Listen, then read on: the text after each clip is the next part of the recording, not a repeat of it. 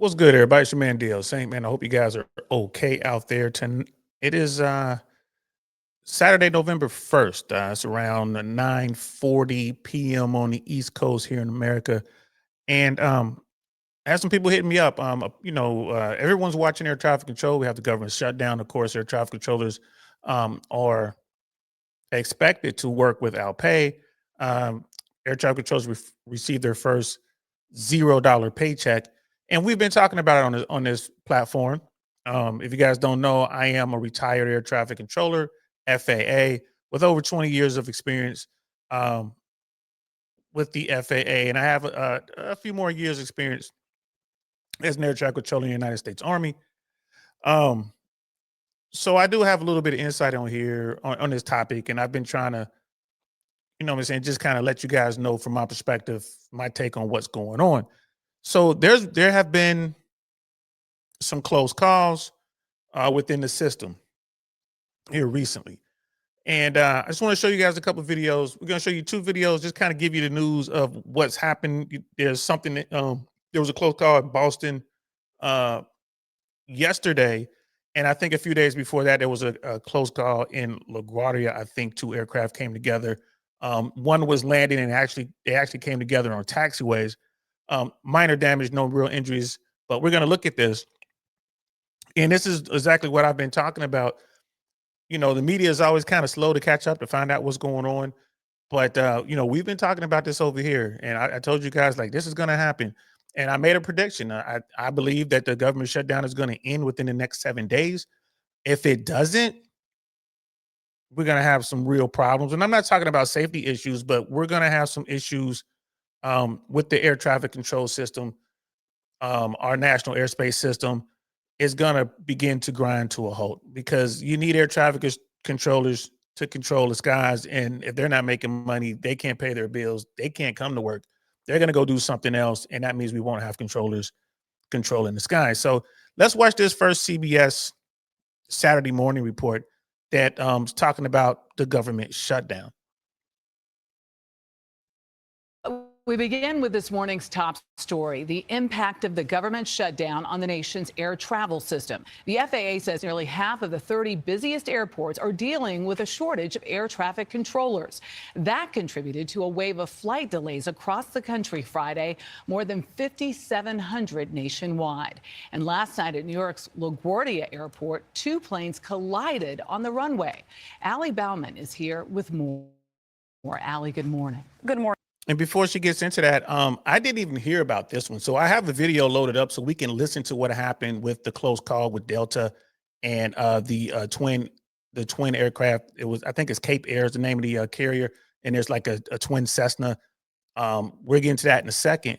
And I will go find the video and we can hear the audio for what happened in LaGuardia, but that's crazy. And she was talking about the shortage of controllers. But here's the thing. Before the shutdown, air traffic controllers were short. And she was talking about the 10 major facilities. They were already short prior to the shutdown. What the shutdown has done is made it to where even less controllers are available. So let's continue. Michelle, no one was hurt when an arriving United jet clipped the tail of another United jet that was stationary on the taxiway. That second flight was headed for Houston. It was canceled and all 162 passengers had to deplane. And this comes as the FAA says nearly 90% of New York air traffic controllers are absent. Frustration is mounting at the nation's airports, where some passengers dealt with long delays. Was supposed to fly out at 9 p.m., which was already a pretty late flight, and then delayed until 1 a.m. Some spending the night in terminals, waiting for a flight. It's not a huge chain reaction. In Boston, delays were over 2 hours. At New York's Kennedy Airport, nearly 3 hours, and at Newark International Airport, it was more than an hour. The FAA blames a shortage of air traffic controllers on the government shutdown, now 32 days long. 13,000 controllers missed their first full paycheck on Tuesday. The added stress, the added strife and angst of not having a paycheck. How are we going to pay our mortgage or our rent and put food on the table for our families? These are things that is a whole added layer of additional stress to what they already deal with. With more controllers calling out sick, Transportation Secretary Sean Duffy warned this week holiday travel could be even worse. Our traffic will be snarled, right? It'll be a disaster in aviation. I assume something like that was probably happening with the government shutdown, so it makes me a little bit unsettled traveling right now just because of everything that's going on and lack of staffing. But I mean, I have faith in the people who are working, so hopefully we'll get out without a hitch. And the FAA said, Yeah, I mean, and rightly so. Like the FAA is not going to compromise safety. It's not going to happen. But what they will do in order to not compromise safety is to slow everything down. If you don't have the bodies, you don't have the controllers, you can't open different sectors or different positions or whatever you need to handle the flow of aircraft. And that's going to be throughout the system, not just the towers, it's going to be the radar facilities as well. So this is a huge issue. When I travel, I love to take the late flights, the red eyes, because I know as an air traffic controller, that's when traffic is lightest.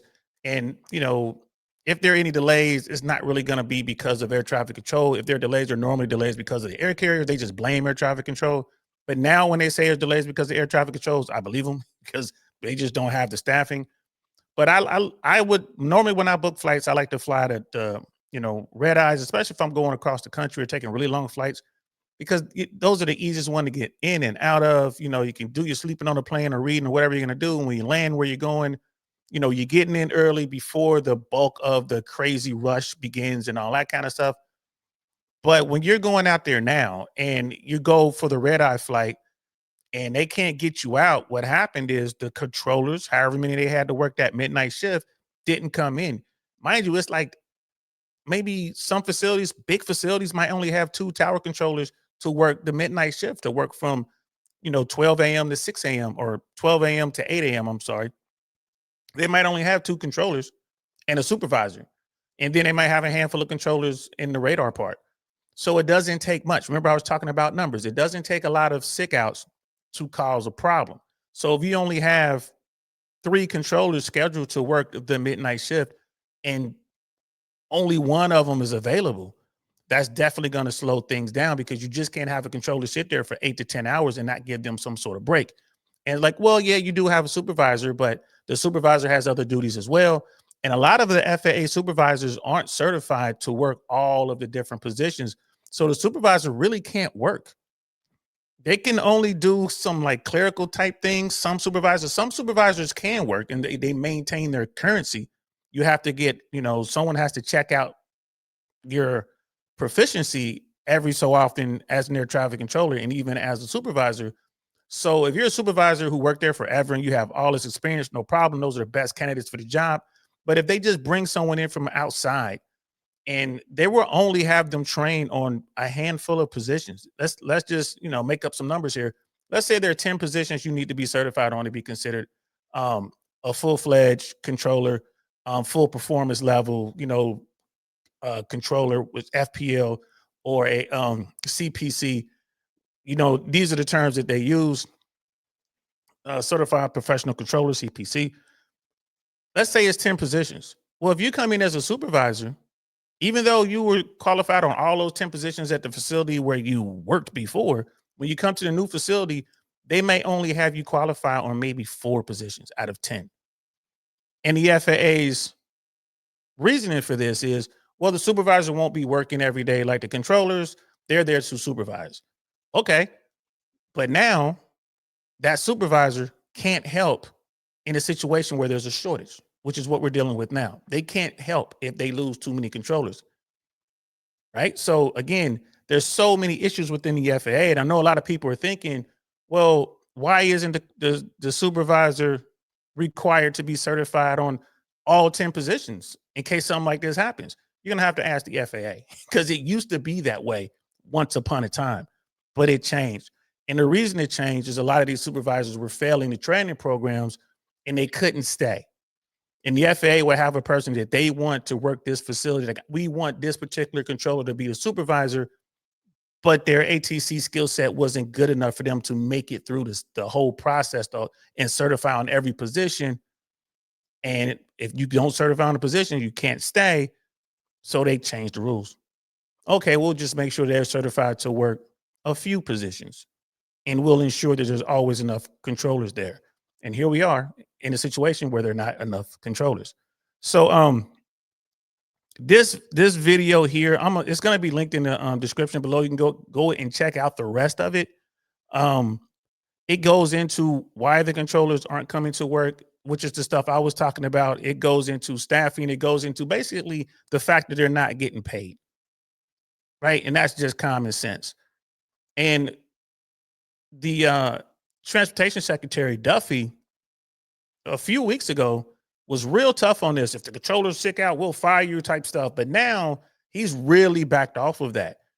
And I believe the reason he backed off of it is because it's really easy for an air traffic controller to lose their medical certification. Right? If you are suffering from insomnia and you go and get some medicine for that, you can't work as an air traffic controller, you'll lose your medical. Right? If you're having deep depression, you'll lose your medical. You know, it almost, there's so many over-the-counter medications that if you take, you lose your medical. If you have high blood pressure, you lose your medical. Once you get prescribed your medication for high blood pressure, you have to go through and get, it's a process before they reinstate your medical.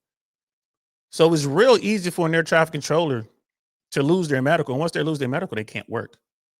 So now, what are you going to fire them because they got sick? You can't fire them. And I think Sean Duffy realizes this. It's like, oh, these controllers don't have to just call in sick. They can simply lose their medical clearance. And we can't use them. It's out of everyone's hands. That's the flight surgeon makes that call. And you can't make the flight surgeon do anything, really. So Sean Duffy has really toned back the rhetoric, and now he's kind of attacking this in a different way. He's saying, you know, these air traffic controllers are victims, which they are, and they're being held hostage by this political process, which is true. And he's kind of like pleading with controllers through the media, hey, hang in there with us. This is crazy. We're going to get you guys your back to work. We're going to get you your back pay and all that kind of stuff. And remember, Donald Trump and the Trump administration was kind of throwing out there that not all government employees would get their back pay. Remember, that was out there too. So you have a lot of air traffic controllers who are out here listening. They're trying to figure this out. They're trying to, how they're going to pay their bills and how they're going to take care of their kids and all this other kind of stuff. Right. And this is a huge problem. This is why I'm predicting that within the next 7 days, something's going to happen. Either the shutdown is going to be over, they're going to get a clean continuing resolution so they can open up the government, or they're going to try to figure out some way to pay air traffic controllers and then keep the rest of the government shut down, which I don't think the Democrats are going to roll with. So I think there's also what Donald Trump is calling for, the nuclear option, when they change the rules and just, change the rules so they can just go with a simple majority vote, 51 votes, and then they'll be able to do what they want to do. Republicans don't want to change the rules because Republicans understand they'll be out of power at some point, probably soon now, and they're going to want to use this filibuster, right? Donald Trump wants to get rid of the filibuster, and Republicans are like, nah, don't do that. So that's what's going on with that. I want to show you guys this ABC news report. This is from yesterday about the situation at Boston Logan Airport. And this is, when I saw this early this morning when I first woke up, and I wanted to jump on it right away, but we had other things going on. My daughter had this band competition in which they won. I asked her how she did, and she's like, oh, we came in superior. I'm like, that means you won? She's like, yeah. She was like real cool with it. Then I had to like run her around, got to do the co-parenting thing. So you got to like drive her to her mom's today. And then I got to go right back tomorrow, pick her up.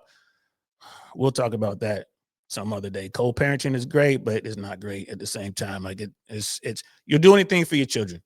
That's my thing. I'm gonna do anything for my kids, but man, oh man, I tell you what. But anyway, let's get back on topic. Let's find out exactly what happened at Boston. Here's an ABC News report. Check this out. We begin tonight here with an alarming close call at Boston's Logan Airport. Two passenger jets, one with more than 300 people on board, just 125 feet from landing on the runway when another plane passes in front. It was a Delta flight from Paris on approach to Boston just moments from landing when another plane taking off crossed its path on an intersecting runway. Air traffic controllers jumping in to get the Delta plane to go around again. And this comes as the FAA tonight acknowledging critical staff shortages amid this government shutdown. Air traffic controllers not getting paid, many calling in sick. ABC's Matt Rivers leading us off tonight. Tonight, the alarming close call for two passenger planes at Boston's Logan Airport. Listen to the moment two pilots realized they were on a possible collision course. What the heck? That was close. Yeah, man, not cool. A Delta flight from Paris with nearly 300 people on board coming in for landing yesterday, just 125 feet off the runway, about to touch down, just as a Cape Air flight was speeding down an intersecting runway taking off, according to Flight Radar 24. Suddenly, air traffic control noticed something was wrong. Delta 263 Heavy, go around and turn 10 degrees left. For Delta 263. That Delta flight aborting its landing, climbing back into the air. The controller ordering that Cape Air flight to stay low. Care, go low. Going low. Both planes coming within 3,800 feet of each other. In this case, it looks like it was controller error, but it was also a good save by the controller when they realized the mistake had been made and made the Delta jet go around. And tonight, dramatic. It was 100% controller error. That guy that was just talking, United States Marine Corps, he's probably a pilot. I doubt if he's an air traffic controller. It was 100% controller error. And the fact that, the controller saw it and tried to do something about it. Yeah, that's what you're supposed to do, man. Your job is to keep the airplanes from crashing. We prevent collisions in the system. So what we're going to do is we have another video where there's it's kind of like a computer rendering with the airport runways and, it's like a little plane, kind of like what we just saw. And this is Voss Aviation. Shout out to them. They do really great work over there. And we have the actual transmissions from air traffic control and the pilots involved. When they started that story, they said two jets almost collided. It was one jet, an Airbus. I think it was an Airbus 330. That's the Delta air carrier. And then there was a twin Cessna, a propeller driven, like maybe a turboprop aircraft, but it was a propeller airplane. That was the other airplane that was on the intersecting runway. We're going to get into this and we're going to break this down. And we're going to definitely talk about this here in a second. But when our air traffic controller told Delta to go around, which means don't land, like start climbing out and keep flying, then he told him to turn 10 degrees left. He should have said more with that. I'm gonna withhold my thoughts on that until we actually listen to the actual transmission. But what we heard on that news broadcast, to me, that was incomplete. The pilot needed more information. We'll get into that in a second. But I tell you what, man, when this happens, NTSB, they're going to investigate this, and NTSB is going to get all of the pertinent information. And one of the first things they look at is staffing. The very first thing, what are your numbers for staffing? Like, what are your minimum staffing numbers? What positions were open? Why those positions were open? Did you have an assist? Did you have that? An assist is basically an air traffic controller who's standing next to you, listening to everything you do, and it has the same power, I guess you could say, or the same ability to talk and coordinate with other air traffic controllers in different facilities and do things. So you basically can answer for the person you're the assist for. Like, in other words, instead of asking the air traffic controller if you can cross a runway, you can ask the assist, and the assist can give you permission to cross the runway. And it's the assist job to make sure that the controller who's working knows what's going on. The assist cannot talk on the radio. The assist can do everything else, but cannot talk to the airplane. There's only one controller in charge talking at the airplanes, and the only time you will hear multiple voices is when you have a situation where there's training and there's still only one controller ultimately in charge. So when you're training and the person who is the trainer, that's the person responsible. So that when that controller starts to talk on the radio, actually push the button to talk, it overrides the trainee. So whatever the trainee is saying, no one can hear that. The controller who is the trainer will be able to take over the frequency and do whatever it needs to be done to fix any situation or anything like that. So it's always one person responsible. So we're gonna check out this Voss aviation video, and this is gonna be a good breakdown. It's only just shy of 4 minutes. And you know, again, this is linked in the description below. You guys definitely want to go over and subscribe if like you're looking for this type of content. If you kind of want to know what the air traffic control system is like, this YouTube channel is amazing. You can just hear raw footage and just know what's going on in that world. And then if you have any questions, you can send me a comment, or you can hit me up on Instagram. There's my information right there, and ask me, hey, I was listening to this air traffic control thing. What does this mean? What does that mean? They said missed approach. What does that mean? What's the ceiling? What's scattered? What's broken? What's overcast? Why do they keep talking about the wind? What's 240 at Niner gust 3-3 means? Right. And I'll be happy to answer those questions for you. So let's get into it. Here we go.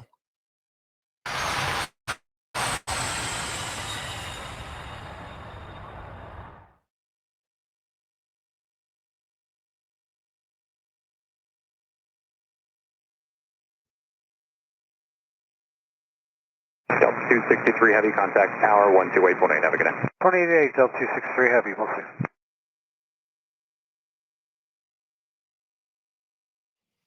They sped this Tower up. Delta 263 Heavy with you for 4, right?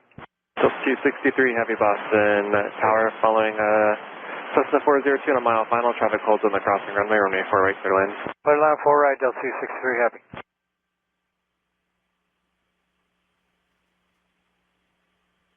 Air 239, turn left at Hotel Foxtrot, hold short runway 4 left. Air 548, turn left heading 060, runway 15 right, clear for takeoff. Left 060, 15 right, clear for takeoff. Delta 303, contact departure. Departure 03, good day. Market 1410 with you outside of Milton.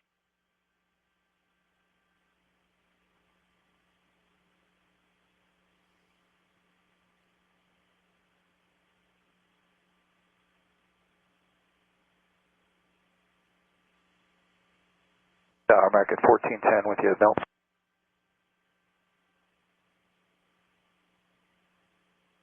Delta 263 Heavy, go around and turn 10 degrees left. For Delta 263. Okay, I see Care, go low. Going low, 38. I see what's going on here. What the heck? Okay, I see. All right. Heading for Delta 263 Heavy. Delta 263 Heavy, turn left heading 300, maintain 3000. Left heading 300 up to 3000, Delta 263 Heavy. That was close. Yeah, man. Not cool. Are we going 060, Care 548? Care 548, affirmative, turn left heading 060. Okay, all good. Thanks. 239 over the ground. Okay, we're gonna stop it there, and then we're gonna run it back. We're gonna run it back to the beginning. Let's run it back to about here. Let's pause. Okay, so all right. So when I start this up again, I'll be talking as we go. So I want to point some things out to you guys. So this right here, this was close. Now, this is really close, right? This is really close. There's some things that this air traffic controller could have done to have the pilots help him out more. So what this guy was doing is what we call running a squeeze play. The air traffic controller knew that he was shooting the gap. You'll hear that. Like, you run in intersecting runways. Intersecting runways are tough because you have these situations all over the place. You got runways, right? They're just lines. Those lines are going to intersect at some point. And it's just like, okay, where is that point? Where do I have to have my separation? Now you have a jet on final. Speed becomes a factor from the very first transmission. Even when I'm listening to this, I'm thinking I'm worried about speed. I'm worried about the speed of the inbound jet for two reasons. First of all, he's following a small airplane. Delta was following a twin Cessna on final, and there was a huge difference in speed there. And then you're going to depart off an intersecting runway, another twin Cessna. Twin Cessnas aren't that fast. You know, they're faster than a single engine, but they're not jets. They can't get you the power you need, the speed you need to clear a certain point, especially on departure. So, yeah, let's go over this. Let's go over this real quick, guys. Let's go over this real quick. I'm gonna be talking during this. So, you know, if you want to just hear the air traffic control stuff clean by itself again, you know, just back it up or whatever, or go to Voss and watch this yourself. But I'm gonna be talking during this part of the video. So here we go. 263 heavy contact, tower 128.8. Have a good day. 28 Delta 263 heavy, mostly. So Delta 263 Heavy is the last airplane getting in line on this runway, right? Which is 4 right. And Delta 263 Heavy, he's 2,800 feet. He's descending. It tells you what type of airplane it is. It's an Airbus. And he's currently indicating 170 knots. Right? 170 knots. My bad, guys. Let me pull this back up. Because when you're looking at the radar display, it shares time, like the data block shares time with the type aircraft. It goes type aircraft speed, type aircraft speed, type aircraft speed. It's just constantly going back and forth. And then you have you'll have like the altitude information will be swapping with maybe the like the airport is destined for, or you know, maybe some other information to help you understand what that particular airplane is doing on that data tag. So Delta 263 Heavy is checking in. He's number 3. Looks like he's number 2. Like number 1's already touched down, landed, clearing the runway. And he has a twin Cessna, a Cessna 402 in front of him, 1,400 feet descending, 150 knots. Tower Delta 263 Heavy with you for 4 right. Delta 263. Delta 263 Heavy is doing 180 knots indicated across the ground. You got Cap Flight or Cap Air, I think it is, whatever the name of this company is, Cap Air. I never worked with this call sign before. This operation wasn't on the West Coast or down south when I was working. But it's a twin Cessna, 1,100 feet descending, about a mile and a half final, 140 knots. And he's going to continue to slow because he has to land. So right away, I'm looking at this. My first concern is I got a heavy Airbus doing 180 knots. Yeah, he's slowing, but he is catching up to his twin Cessna in front of him. So I'm thinking I'm not going to have a lot of room. I'm worried about my runway separation with these 2 airplanes. Forget anything else. I'm worried about the first 2 airplanes. All right, so let's continue. Heavy Boston tower following Cessna 402 on a mile final. Traffic holds on the crossing runway 4 right, clear land. Clear line 4 right, Delta 263 Heavy. So the controller told him on initial call, Delta 263, your number 2 following the twin Cessna. On what did he say? Mile and a half final, mile final.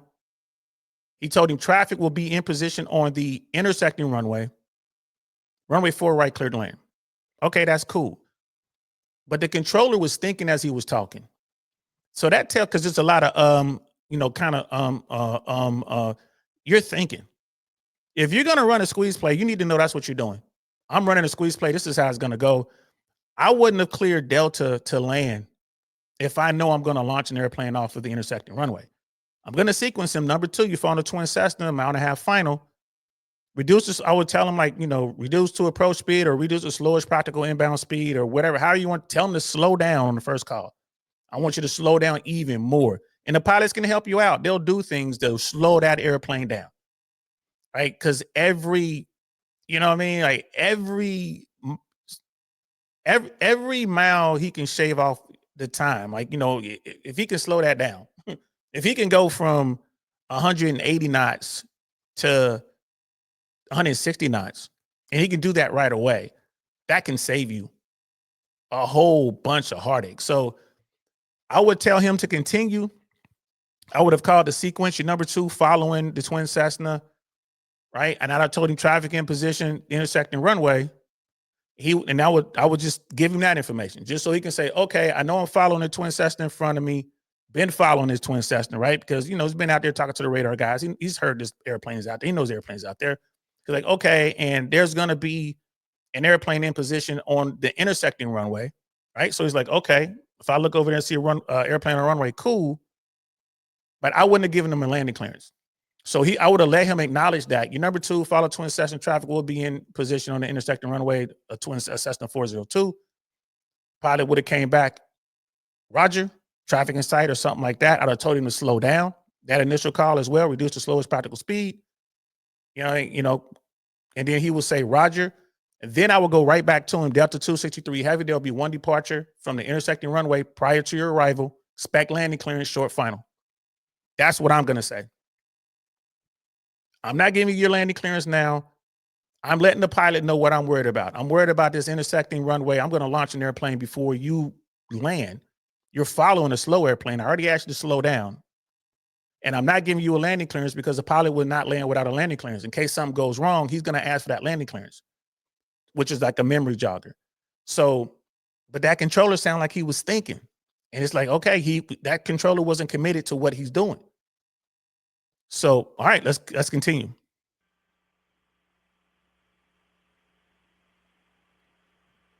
It's 239, turn left at Hotel Foxtrot. And if you look at the radar display now, this is what we call a cone. A 3-mile cone came up. This is a feature you can use. You can do 3 miles, 5 miles, 8 miles, 12 miles, 2 miles, whatever you want to use. This cone will come up once you reach that number. And that's just lets the air traffic controller know at a glance, I have less than 3 miles between these two airplanes. Right. And again, speed's a factor. He's back to 140. He's not going to go much slower than that. But if you could have had Delta 263 Heavy doing 140 knots 2 miles ago, that buys you a lot more time. That might buy you just enough time you need to go through this intersection. So you see on the left-hand side of the screen, right? So let's look at this. You got runway 4 left here. You have runway 4 right. On runway 4 right is KAP, like Cap Air or whoever that call sign is, Air. I think that Sea Air, Care, right? Care 239 is rolling out on runway 4 right. You have this airplane in position, another one, Care 548 in position, another twin Cessna on an intersecting runway. Remember, he told Delta there was going to be traffic in position on that runway. But he did not say he was going to let that airplane take off. Look how far this airplane has to go to clear the danger spot. This airplane has to take off from way over here, cross the first runway, runway 4 left, and then cross runway 4 right. And all that needs to happen before Delta 263 Heavy lands. The air traffic controller can't launch this airplane. He can't clear for takeoff until the other twin Cessna has slowed down on the runway to where the airplane is under control and is exiting the runway. You have to do all that before you launch them. Now, there's a procedure called land and hold short that you can use at some airports where you tell, Care 239, runway 4 right, clear to land, hold short of runway. I'm not sure what runway this is, the intersecting runway. And, traffic departing or something like that. And that the pilot could say, okay, well, he can read that back. And now it's on the pilot to stop before he gets to that runway. Now you can launch the other plane a little sooner, but they probably aren't running land and hold short operations there. I really doubt it because that intersecting point is so close, but I don't work there. I've never worked there. I don't know the rules. So this air traffic controller is committed. You have one airplane in position on the intersecting runway that you want to take off. You have an airplane that just landed on your arrival runway, runway 4 right, and you have a jet less than 3 miles behind him about to land. That's where we are right now. This air traffic controller has committed himself to this operation. How can the air traffic controller get out at this point? If he wanted to get out at this point, he can tell Care 548, that's the airplane that's in position on the intersecting runway, to exit the runway. He can just tell him to get off the runway. If there's like traffic coming in and there's no way you can get him out, let me just get him off the runway, forget about it. Then you can go back to Delta 263 Heavy, telling traffic on the intersecting runway is no longer a factor, clear to land runway 4 right, right? Because the Delta pilots are looking for this airplane. They're, okay, what's going on? You can do that. And if you don't do that, well, now you just committed. The only other way out is to have Delta 263 Heavy can execute a go around, which is what ended up happening. So let's continue. Runway 4 left. Air 548, turn left heading 060, runway 15 right, clear for takeoff. So right here, this Care 458, he gave him a heading. Turn left heading 060, clear for takeoff, runway 4 right. Right?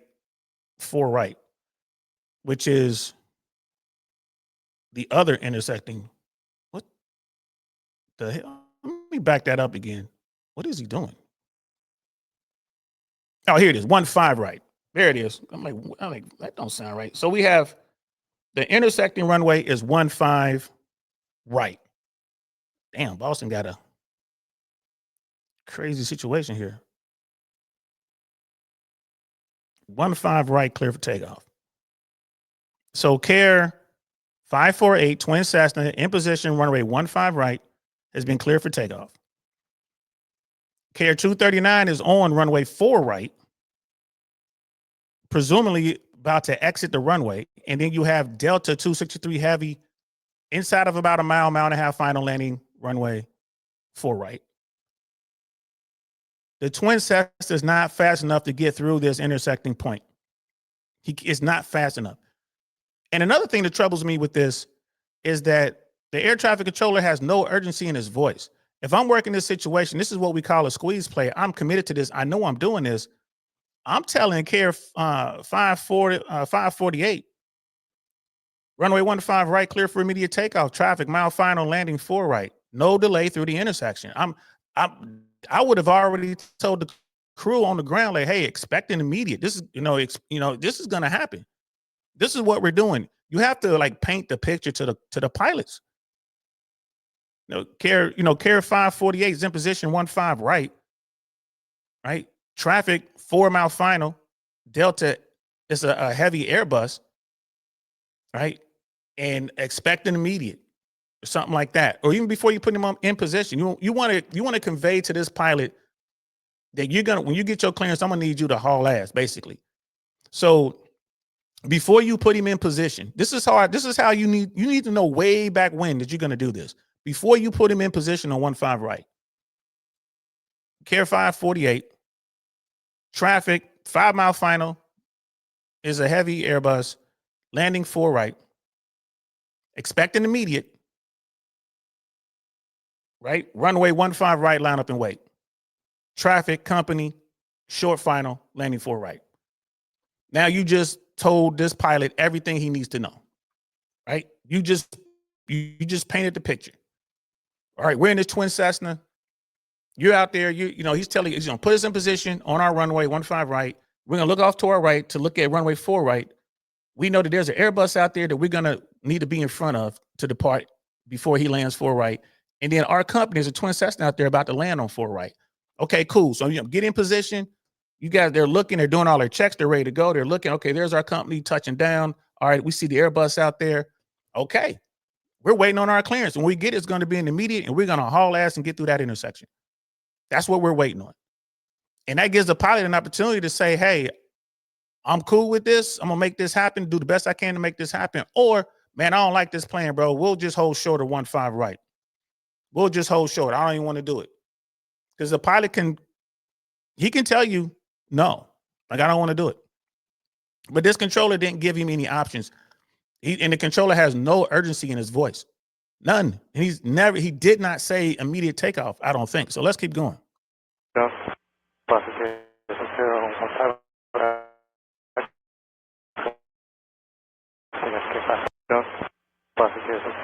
Air 546 runway 15 right, clear for takeoff. That should be clear for takeoff. Delta 303, contact departure.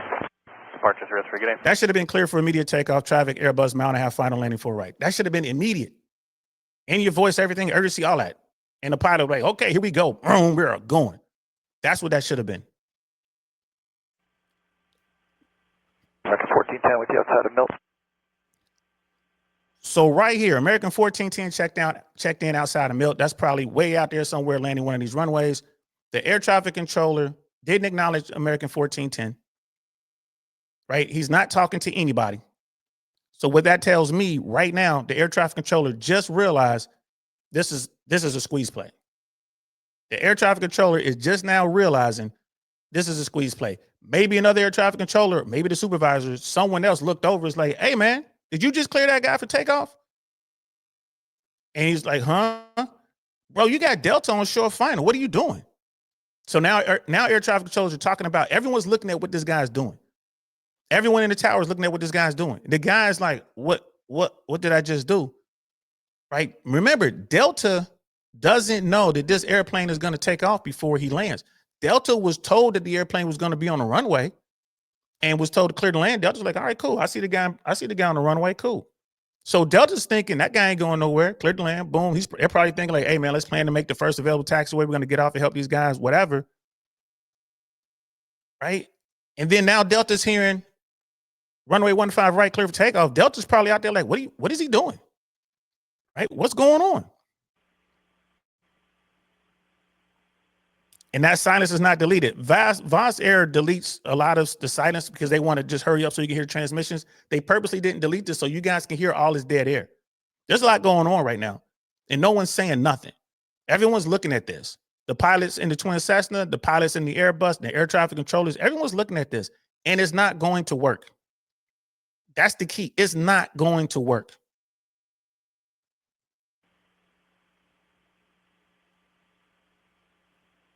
Right? So Carrier 548 is rolling.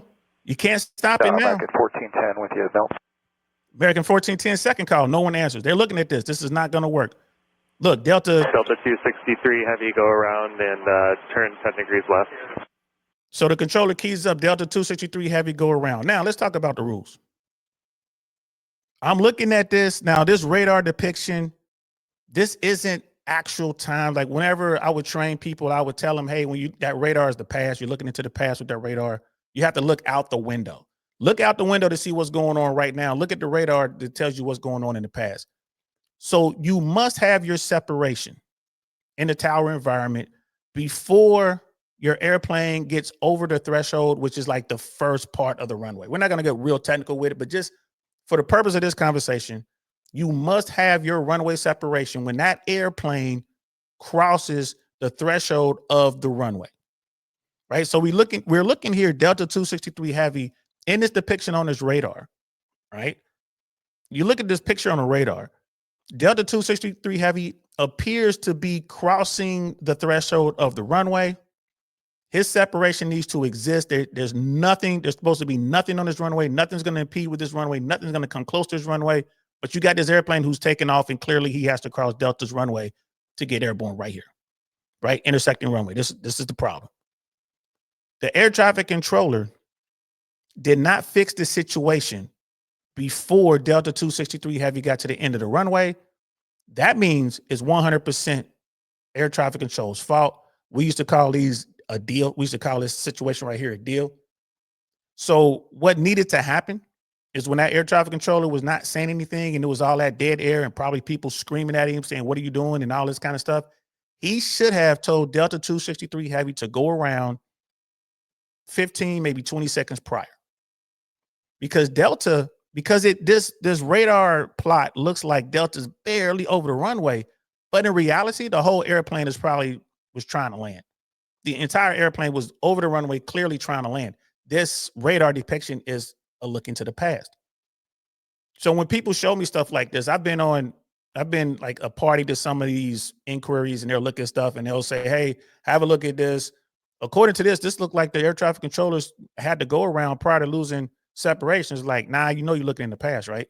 So if the radar looks like it's barely crossing the runway, in actuality, that airplane is all the way on the runway. Right? So no, he did not get that go around, that instruction to go around. He did not transmit that fast enough. This aircraft is over the runway. Separation does not exist. Therefore, it is the air traffic controller's fault. Now, he told Delta to go around, and he told Delta to turn 10 degrees left. That's another trick that the old school air traffic controllers would use, because it's like, well, okay, I'm going around, but I turned the aircraft 10 degrees away from the airport. I'm turned to avert from the runway. Therefore, I haven't lost my separation. So let's say that he did manage to get Delta the instruction to go around. Delta is going around prior to hitting the threshold. And then he tells Delta to offset to the left 10 degrees, which means now he's not over the runway technically anymore, which means I didn't lose my separation. I didn't have a quote unquote deal. That's what he's trying to do. But at no point during this attempt to save the situation did he tell Delta 263 Heavy what's going on. Delta 263 Heavy go around, traffic departing 15 right, twin Cessna, they'll be restricted below you. That's what you need to say. And Delta will say, Roger, going around, we have traffic in sight. Right? And then you tell CARE 548, traffic is a heavy Airbus, right? Approaching runway 4 right, they'll pass behind you. Caution wake turbulence. I'm always going to throw a caution wake turbulence in for when I'm dealing with heavies.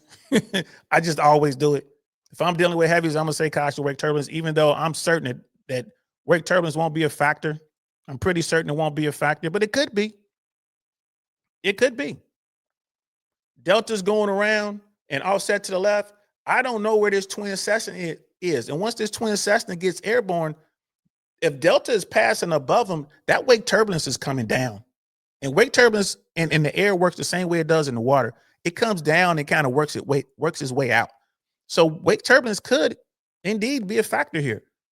And this Airbus could flip over that twin Cessna. This Airbus wake turbulence could flip over that twin Cessna if it goes directly below him, right? And there's separation requirements for that as well, right? And I'm going pretty long. I normally try to keep these videos like under 30 minutes, but it's a lot going on here. So let's continue. For Delta 263. CARE, go low. Going low, 48. So he said, CARE, go low. He's so nervous, he's flustered, he forgot his call sign. I've done that a million times. I'm not trying to, throw shade on him for that. But at this point in this situation, there's only two call signs that you care about right now. That's Delta 263 Heavy, and that's CARE 548. You don't care about any other call sign. You need to get, because there's a lot of CAREs out there. He said CARE, it's, CARE 239 is out there. CARE 548's out there. I'm pretty sure some more on final. You got out here off, it's another one. Well, 548, yeah. So 239, 548. There's probably some more out there on final. You need that call sign. But he told the guy to go low. He told him to go low. And if there's a wake turbulence issue, man, the last thing you want to do is reduce altitude. You want to climb. So this whole situation is bad. This is terrible. What the heck? And again, this radar is a look into the past. Delta is actually probably a quarter, maybe a half a mile in front of where he really is depicted on his radar. And CARE 548 is maybe a quarter mile, maybe a half a mile back. So Delta might have flown directly over CARE 548. The NTSB will find out. This is a horrible situation, and wake turbulence definitely could be a factor here. And the controller didn't say anything about wake turbulence. Wake turbulence is lethal. Wake turbulence will flip an airplane over, right? A heavy can flip over a 737. The heavy wake turbulence, the supers, insane. So that's definitely an issue. Delta's powering up, even like more wake turbulence. He's powering up and he's climbing out. This is a horrible situation. Heading for Delta 263 Heavy.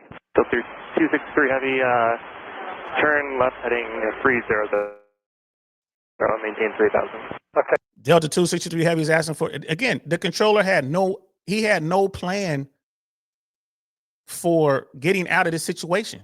He had no out. And he's sitting there, what's the heading? Turn left heading 300. Climb and maintain 3000. Okay. Is that what the radar guys told you to do? Or what are you doing here? What's going on? Maybe his assist told him. The controller is completely flustered at this point. Right? You got CARE 548 off the departure end, sweating, trying to figure out, all right, what you want us to do? Are we still on that 060 heading? Are we climbing to 3000?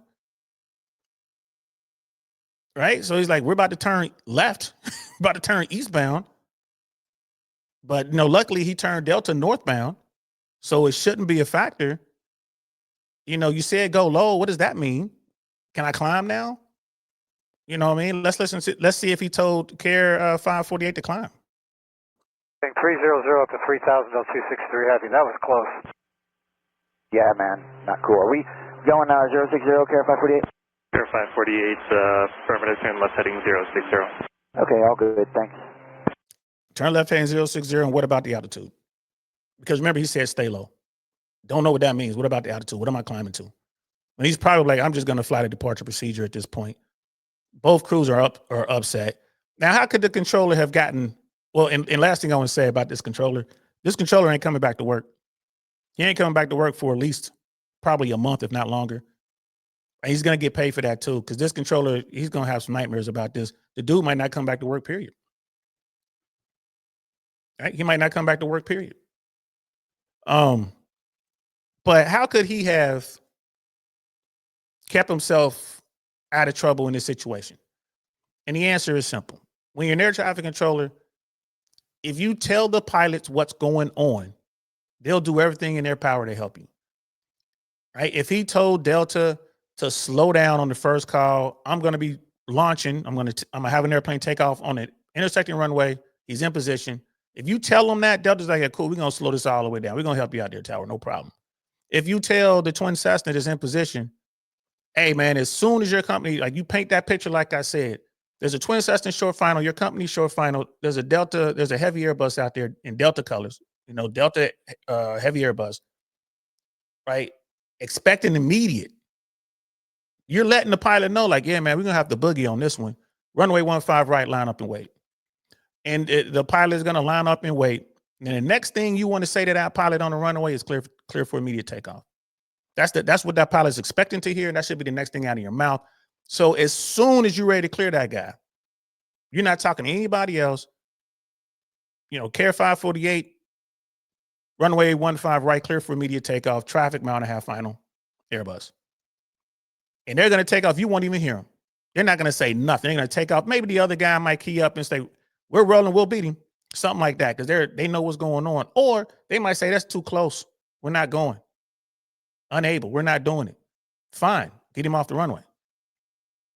Right? But you got to let the pilots know. You have to paint that picture as an air traffic controller. This is what's going on here. This is what's going on there. That's what this guy's going to do. That's what that guy over there is doing. Bam. Now the crew, they're like, okay, we see what's going on here. Cool. And with Delta, don't give them that landing clearance on the first call. Wait, tell them to expect landing clearance short final. So as soon as you clear Care 548 for immediate takeoff, you immediately go to Delta 263 heavy, runway 4 right, clear to land, traffic departing the intersecting runway, traffic departing 15 right. I would say traffic departing the intersecting runway. I don't want to say another runway number because I don't want to confuse Delta. What, we're going to land on 15 right? Yeah, probably. It's not going to happen, but you just never know. That's just phraseology, technique stuff. I don't want any chance of people confusing runways. Right? You got a 4 left, 4 right. You got a 15 right, got a 15 left out there somewhere. I don't want to confuse runways. So that is my take on what was going on with this incident at Boston. Right? Was the air traffic controller a new guy? Not a lot of time, not a lot of experience? Possibly, probably. Was there a shortage up there? More than likely. There was a shortage of air traffic controllers, more than likely. That day, that shift was short.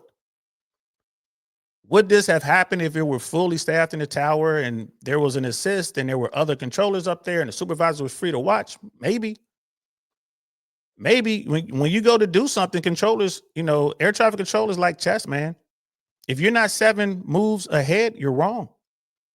And when you run a squeeze play like that, you must have an out. Okay, what's my out going to be? In this situation, like, well, I'm just going to send the heavy around. Delta 263 is going to go around. That's my out. Fine. Don't wait until he's over the runway. At least a half mile final, you have to determine if this is working or not. Half mile final, so Delta could climb better. Half mile final, this isn't working. That's where you were going to give him his landing clearance. He's expecting a landing clearance. He sees the airplane. This is moving slow. Delta 263 heavy, right? You could say go around. Well, you never cleared him to land, but you could say go around, or I would simply say Delta 263 heavy, right? Execute missed approach and give him a heading. Fly heading 040. Climb and maintain 3,000 or whatever you're going to climb him to, right? Because it's really difficult when you mix tower phraseology with radar stuff, and Delta is radar stuff, like the weather, like it was like the ceiling, like the clouds were low. I think the ceiling was 700. Visibility was poor, like 2-mile visibility. Right. So it was for the pilots to come out of the clouds and see this thing like, oh, this is close. So just right away, you know what I mean? Delta 263 heavy, cancel approach clearance, climb and maintain 3,000. You can say that. You can say go around. He knows to go around, but you know what? You never cleared him to land. You never technically gave him the runway in my scenario, right? Because this controller gave away the runway on the first call. That was just a no-no. But in my scenario, I wouldn't have given him the runway. I would not have cleared him to land. I would have said number 2, expect landing clearance, mile final, and I would have told him about the squeeze play. It would have been 2 transmissions. And so he knows, okay, when we break out of these clouds, man, we expect to see a twin Cessna depart in 1-5 right. They're going to break out the clouds. Okay, I see that guy. 2 miles visibility, that's all you got. So, and then if it's not going to work at that point, I'm a half-mile final. At that point, it's not working. Climb and maintain 3,000. Fly runway heading. I'm going to use radar phraseology as opposed to saying go around because you haven't, right? You never gave him a clearance. But anyway, this could have been way better from the ATC standpoint. This is 100% air traffic controller's fault. Again, this is a traumatic experience. This guy is not coming back to work and he's going to get paid for it, right? There's a program out there where stuff like this happens. You can go talk to professional, healthcare providers and you can stay home just to get your head together. You don't have to come back. And I forget how long it is. I think it could go up to 6 months. I can't remember. It's the law. So you can't fire this guy. He's like, hey, I made a mistake. Should this guy be retrained? I don't know. You have to look at his, what's he been doing? How many of these close calls has he had in his career? Like, what was he like in training? I mean, I don't know. Should he, should he be decertified? Back when I started in 98, you would absolutely get decertified for this. First thing they would do is decertify you. That's an absolute deal. That's not supposed to happen. You getting decertified, you're going to have to retrain in some way, shape, or form. Maybe it just be, some classroom. Maybe it'll be like some over the shoulder, the supervisor's plugging in with you working, something like that. But you're 100% going to get retrained. Right. And if you don't make it through the training, they'll send you somewhere else. But they stopped doing that in the early 2000s. And they went to this other plan where they're just like all kind and gentle, which I never thought was right. People need to have their feet held to the fire when you're responsible for all these lives. Over 200 lives on board that Airbus, probably another dozen or so on board that twin Cessna. It's a lot of people. This could have went sideways fast. So, that's my take on that, guys. Again, I'm a retired air traffic controller, worked with the FAA for over 20 years. I was in the Army as a paratrooper, and I was also an air traffic controller in the Army. I was a tactical air traffic controller. So I did more, I dressed up as a tree, and our mission was different, let's say. The stuff I did as an air traffic controller in the Army is nothing like what I did for the FAA. So, but it was fun. So yeah, man, that's it. That's what's going on. I gotta tell you, this one was bad. I'm gonna find that other one, the one that happened at LaGuardia when the airplane landed, got off the runway and hit another airplane. We're gonna find that, and we'll talk about what went down on there, and I'll give you my 2 cents on that.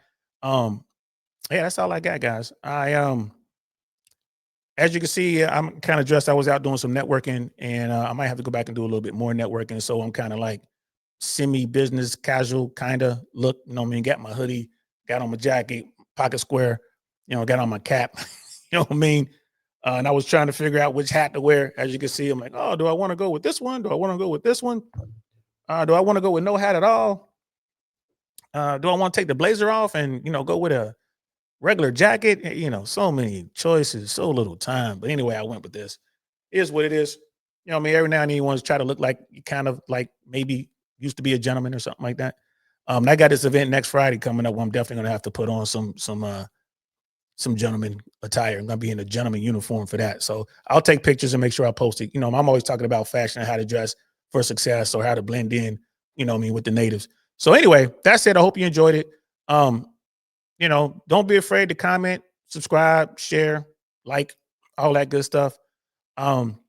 If you have any questions as to what I said, or you want to, challenge what I said or question what I said, please let me know in the comment below, in your comments. Just go ahead, comment, let me know. You can hit me up on Instagram if you got any questions or whatever. And the FAA is looking for air traffic controllers. If you think you got what it takes, go ahead and put your paperwork in. They'll probably fast track you to the front.